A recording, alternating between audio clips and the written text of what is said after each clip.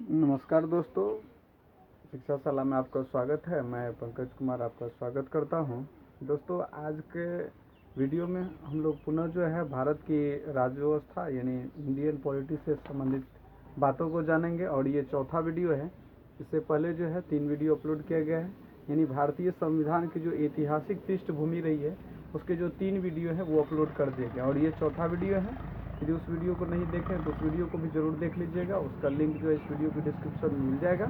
और आज जो हम लोग बात करेंगे वो है 1947 ईस्वी का जो भारत स्वतंत्रता अधिनियम था उसको हम लोग जानेंगे। और ये वीडियो जो है बहुत ही ज़्यादा महत्वपूर्ण है और इसमें आप लोगों को यहाँ पर ये देखने के लिए मिलेगा कि किस प्रकार से भारत और पाकिस्तान जो है वो अलग अलग 2 राष्ट्र बनते हैं। तो चलिए आइए हम लोग शुरू करते हैं।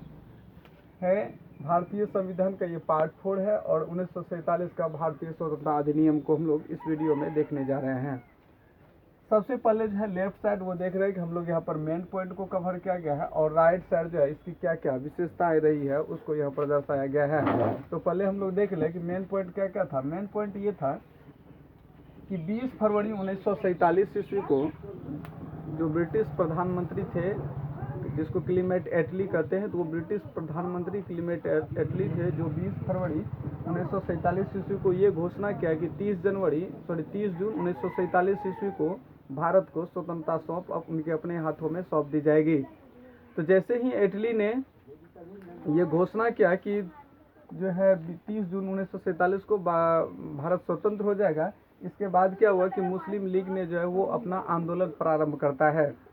यानी प्रश्न जो बनता है, ये कई बार पीसीएस एग्जाम में देखने को मिला है कि भारत की स्वतंत्रता के समय ब्रिटेन का यानी ब्रिटिश प्रधानमंत्री कौन थे। तो ये भी यहाँ से प्रश्न बन जाता है कि ब्रिटिश प्रधानमंत्री जो है वो एटली थे, क्लेमेट एटली। तो इसको भी याद रखना है, जो प्रश्न यहाँ से डायरेक्ट पूछ लिए जाते हैं कि भारत की स्वतंत्रता के समय जो है वो क्लेमेट एटली जो है वो प्रधानमंत्री थे। और उसके बाद जैसे ही इन्होंने ये घोषणा करता है कि 30 जून 1947 को भारत को स्वतंत्र कर दिया जाएगा, तो उधर जो है मुस्लिम लीग में आंदोलन शुरू होता है और उसने भारत और पाकिस्तान 2 अलग अलग राष्ट्र का मांग रखता है।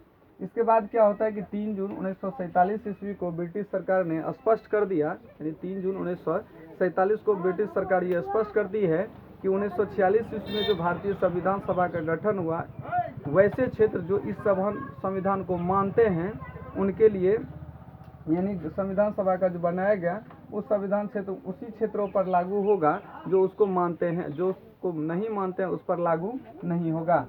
और इसके बाद क्या हो गया कि फिर उसी दिन 3 जून 1947 को ही जो वायसराय थे लॉर्ड माउंटबेटन, तो ये भी प्रश्न पूछ लिया जाता है कि भारतीय स्वतंत्रता के समय जो है वो वायसराय कौन थे, तो माउंटबेटन और प्रधानमंत्री एटली थे। तो ये जो यानी उन 3 जून 1947 को वायसराय जो लॉर्ड माउंटबेटन थे, उन्होंने एक योजना बनाई जिसको माउंटबेटन योजना कहते हैं और ये भारत के विभाजन से संबंधित थी।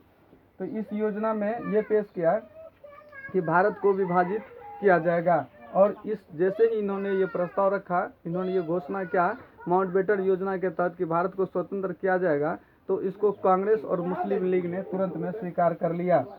तो इस प्रकार से देखा जा रहा है कि भारत और पाकिस्तान जो वो 2 अलग अलग राष्ट्र बन गए। इसके बाद भारतीय स्वतंत्रता अध्यादेश को ब्रिटिश संसद में 4 जुलाई 1947 को पेश किया गया था। ये प्रश्न भी बनता है कि भारतीय स्वतंत्रता अध्यादेश को ब्रिटिश संसद में कब पेश किया गया, तो 4 जुलाई 1947 को पेश किया जाता और इसके ठीक 14 दिन के बाद यानी 18 जुलाई 1947 को जो है इसे स्वीकार कर लिया जाता है।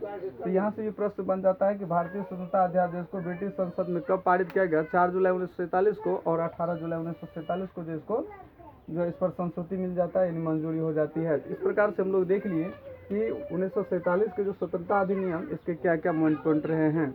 इसके बाद हम लोग जानते हैं कि इसकी क्या क्या विशेषताएं हुई है। ये जो स्वतंत्रता अधिनियम था, इसके तहत भारत में ब्रिटिश राज समाप्त कर दिया गया, यानी ब्रिटिश राज को समाप्त करके 15 अगस्त 1947 को जो है भारत को स्वतंत्र घोषित कर दिया, यानी ब्रिटिश शासन समाप्त और 15 अगस्त 1947 को देश आजाद। दूसरी जो बातें थी, इसने भारत का विभाजन कर दिया और विभाजन करके 2 स्वतंत्र राज्य भारत और पाकिस्तान का सृजन किया। ये 2 मुख्य बातें हुई। तीसरा ये है कि वायसराय का पद समाप्त कर दिया। वे वायसराय का पद जो 1858 के भारत सरकार समिति में भारत सरकार अधिनियम के तहत जो वायसराय का पद सृजित किया गया था, उस वायसराय के पद को यहाँ पर समाप्त कर दिया गया और इसके जगह पर पुनः जो है वो गवर्नर जनरल का पद सृजित किया गया। इस तरह से भारत का प्रथम गवर्नर जनरल, यानी फिर से वायसराय के बाद प्रथम गवर्नर जनरल जो बनता है वो लॉर्ड माउंटबेटन बनता है।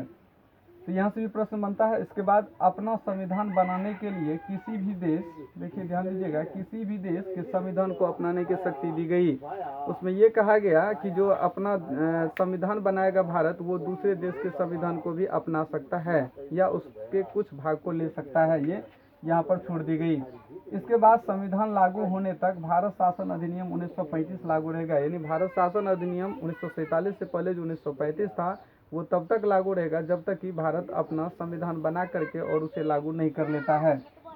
इसके बाद भारत का जो राज्य सचिव द्वारा सिविल सेवाओं में नियुक्तियां करने और पदों में आरक्षण की व्यवस्था समाप्त की गई। जो आरक्षण था उस आरक्षण को समाप्त कर दिया गया और सिविल सेवा में आरक्षण को समाप्त कर दिया और उस समय जो है प्रधानमंत्री के पद पर जवाहरलाल नेहरू को नियुक्त किया गया। यहाँ से भी प्रश्न बनता है, तो इसको जान ही रहेंगे कि प्रधानमंत्री सबसे पहले जवाहरलाल नेहरू बना और माउंटबेटन ने उनको शपथ दिलाई थी। वही माउंटबेटन जो वायसराय से गवर्नर जनरल बना था, उन्होंने ही शपथ दिलाई। इसके बाद शाही उपाधि से भारत सम्राट का शब्द को समाप्त कर दिया गया और मंत्री पद का पद भी समाप्त हुआ। इसके अलावा ब्रिटेन में भारत सचिव का भी पद समाप्त कर दिया गया। तो चलिए दोस्तों, मिलते हैं हम लोग अब नेक्स्ट वीडियो में। धन्यवाद।